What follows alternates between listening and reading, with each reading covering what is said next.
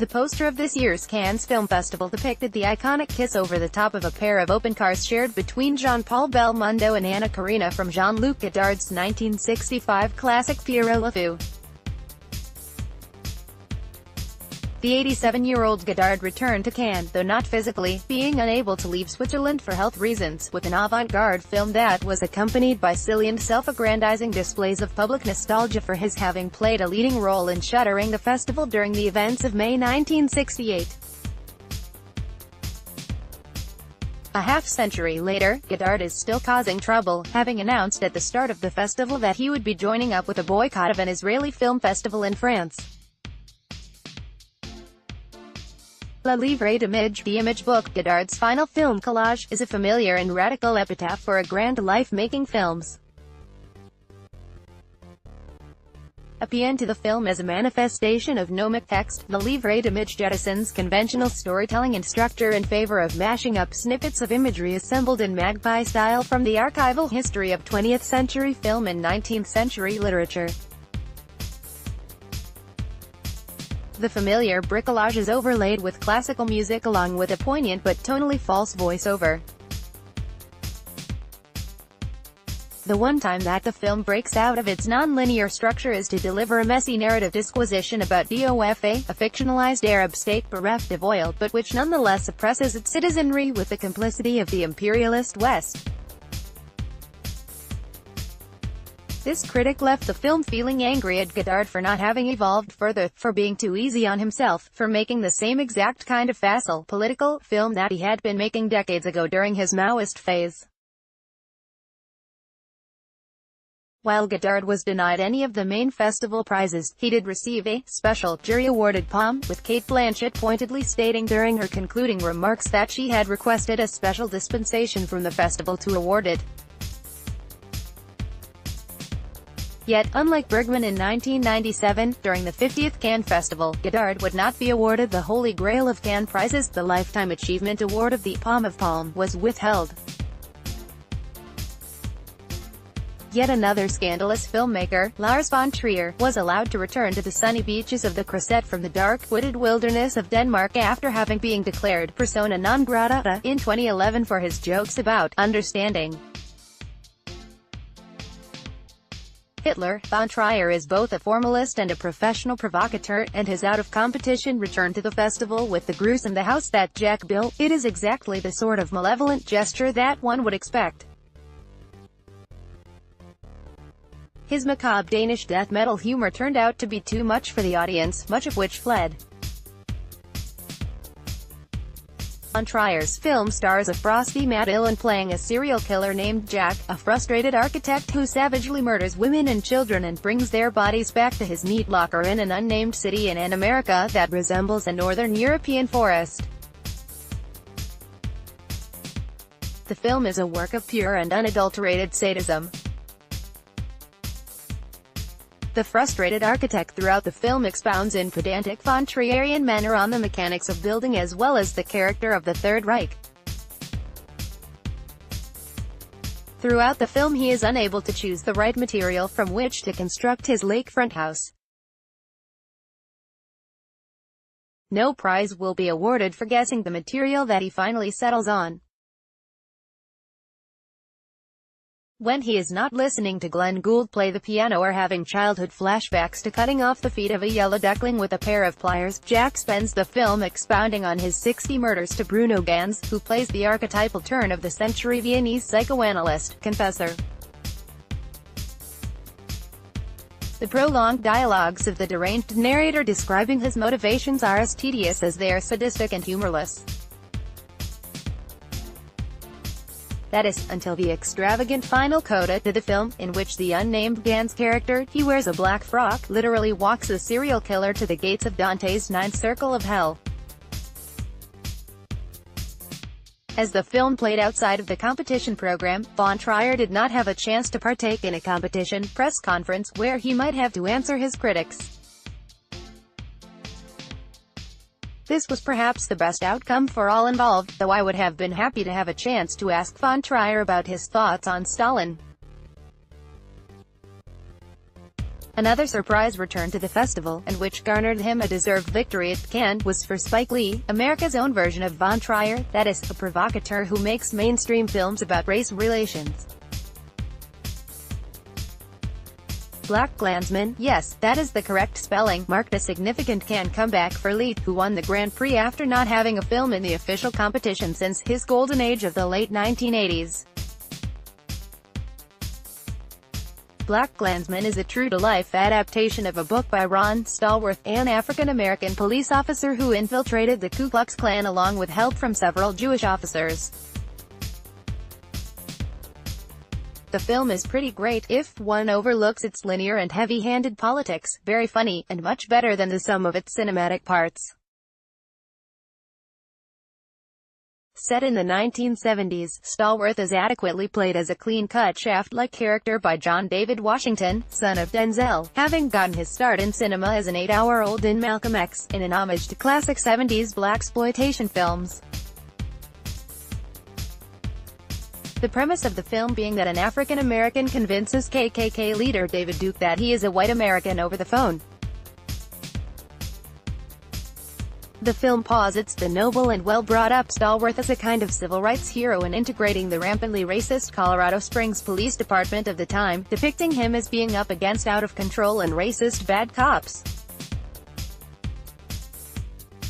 Stallworth inducts a Jewish officer named Flip Zimmerman, who is excellently played by Adam Driver, to impersonate him at the Klan meetings while he speaks with the Klan leadership over the phone.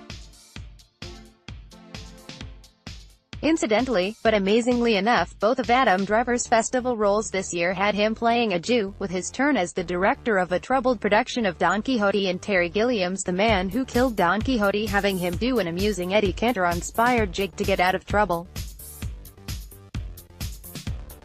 In BlacKkKlansman, Driver plays an assimilated and conflicted Jewish officer who has not had to think about his Jewish identity very deeply before having taken on this assignment, and Lee has Zimmerman make a speech admitting to having essentially passed for white for all those years.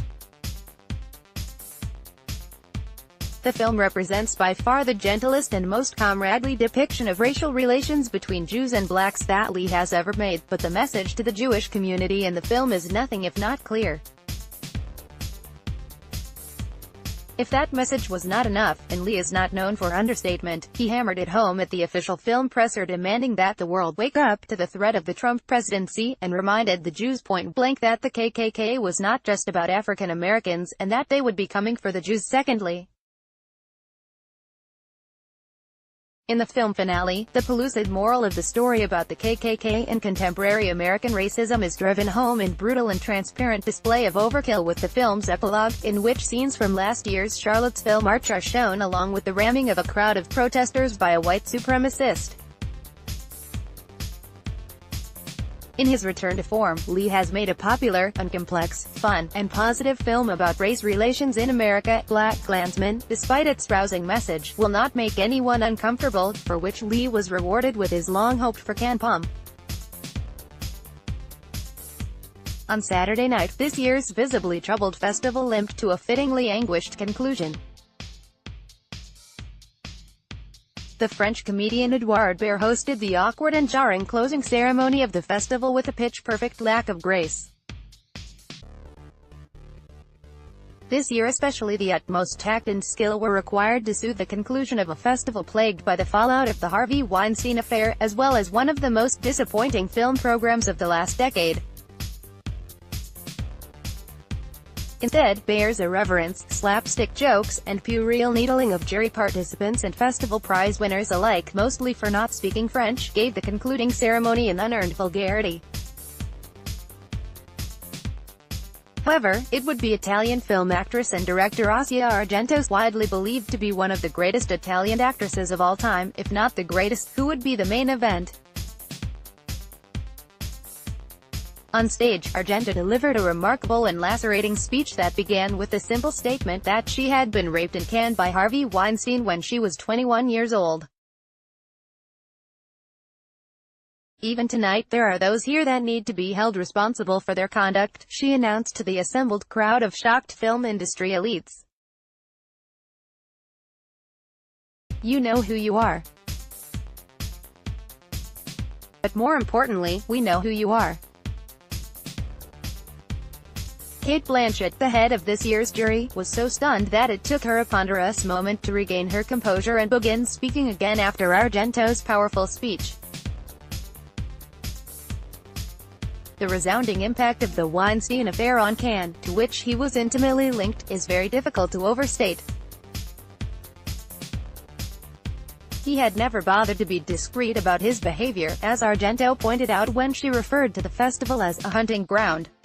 Thus, the festival leadership had to put tremendous effort into disproving legitimate and likely accurate accusations of systematically ignoring or even complicity with sociopathic behavior. In the end, Cannes settled on a familiar mixture of lectures, boozy networking events, workshops, and gala events in signaling the new commitment to not allowing a monster to run around assaulting women. Yet, with only a handful of women's films present in the competition, and one of those being truly bad, veteran journalists and critics had expected there to be strong pressure for a woman to receive one of the top prizes this year. Speculation was rife that this year's jury had been placed in an especially difficult position. Thus, when Lebanese filmmaker Nadine Labaki took home the jury prize, becoming the first Arab woman to receive it at the festival, for her film Capernaum, no one was particularly surprised. Capernaum tells the story of a boy who takes his parents to court for the crime of bringing him into our cruel world, a universal dream, and it was exactly the kind of heartwarming film that industry insiders had expected to win this year. The film was in fact so treacly, saccharine, and divisive that when the prize was announced, the theater where the assembled journalists watched the live stream of the closing ceremony filled up with a mixture of cheers and lusty boos. The competition prize for Best Actress went to Somal Yeslyamova for her turn in Russian director Sergei Dvortsev's Eka, which follows the harrowing, and, sadly, totally realistic, struggles of a young Kyrgyz migrant worker scraping for survival in Moscow's black market. The film is a fierce indictment by a Russian artist of the brutality that an entire society levels at its most exploited members, and especially toward young women.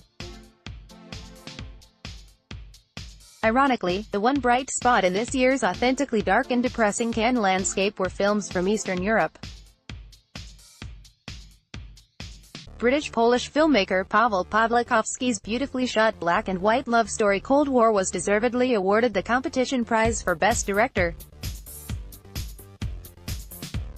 Though the narrative of the film is nowhere near as thematically complex as Pawlikowski's Jewish-themed Oscar-winning Ida of 2013, the love story returns to Pawlikowski's lingering obsession with Polish history.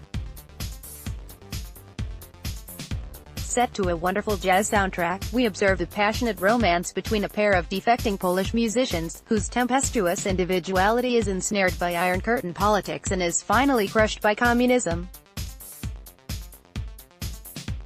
The story is said to be based on the real-life failed marriage of Pawlikowski's parents. His mother was a ballerina.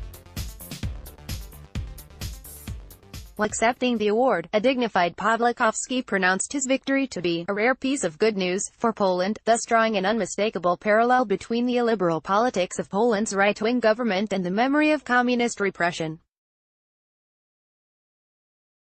My own festival favorite, Ukrainian auteur Sergei Loznitsa's Donbass was awarded the Best Director prize in the Uncertain Regard section of the festival. While the scandalous and wildly profitable Russian Sobibor concentration camp breakout film was not selected for screening in any Cannes programs, the Russians put significant effort and money into advertising it in the market portion of the festival. A giant placard of the film hung over the entrance to the Cannes film market. Explicitly, at Cannes the Russians and Ukrainians got drunk together amiably, attending parties at each other's pavilions, though the Ukrainian pavilion party did conclude with a fistfight between a Ukrainian producer and a Kiev Film Festival honcho. The festival head smashed the producer's nose in response to some nasty gossip. The deed was done with what a Russian ballerina-turned-film actress who had observed the imbroglio would later describe to me as a rather cinematic punch. One Russian director in the competition program would not be given the chance to drink on the beach, however. Kirill Serebrennikov, who has helmed Moscow's avant-garde the Gogol Center Theater for half a decade, had been in the final stages of the shooting of Leda Summer when he was arrested for allegedly embezzling state funds.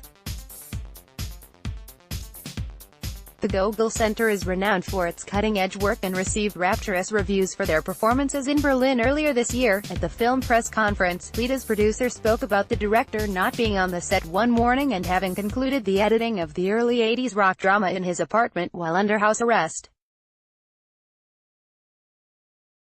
Serebrenikov's previous Cannes film, The Student, was a haunting adaptation of Marius von Meyenberg's play about a religious fanatic, which is widely rumored among Russians to have set off the Russian Orthodox Church to the point of it having actively lobbied President Vladimir Putin to repress the gifted artist, though there is no way for sure to know if that account is true. Beyond the politics, it is a lovely and surprisingly accessible work of popular rock filmography. The press screening I attended gave it a standing ovation. The film is a love letter to the early 1980s Russian underground rock scene, dramatizing the life of Viktor Tsoi, the Russian-Korean rock songwriter who co-founded the influential and beloved band Kino, and whose career was cut brutally short at 28 by a car crash. Those musical circles in 80s Leningrad would prove to be as important in determining the direction of Russian cultural development over the next decades as much as the 60s were for America and Western Europe. The unwashed musicians in this luminous black and white film respond to the repression of their time by burrowing deeper into their art and ignoring the authorities, a strategy that seems to have failed the film's director. The film's commentary on the loosening but still repressive politics of early 80s Soviet Union is unmistakably present, if also effervescently facile in light of the arrest of its director. Film was co-written by the Russian-American husband-wife team of Lily and Michael Idov, who had previously co-written in an amusing television show about Russian diplomats in the 60s. They met with Tablet in a cafe the day before the film's Cannes premiere. It is a movie about sort of the excitement and freedom of youth to manifest itself even in the most suffocating setting, which 1981 Leningrad truly was. Michael Idov said. Several Russian rock stars who were active in those Leningrad musical circles have publicly opined. One went on a profanity-laced YouTube rant about the film, that despite having created an artisanal hermetic world, that world in fact had nothing to do with the atmosphere of the 80s rock world. Much like Cold War, to which it is thematically and aesthetically similar, with the same gorgeous black and white 8mm film stock, Leda represents nostalgia for the chastity of lost youth in its purest form.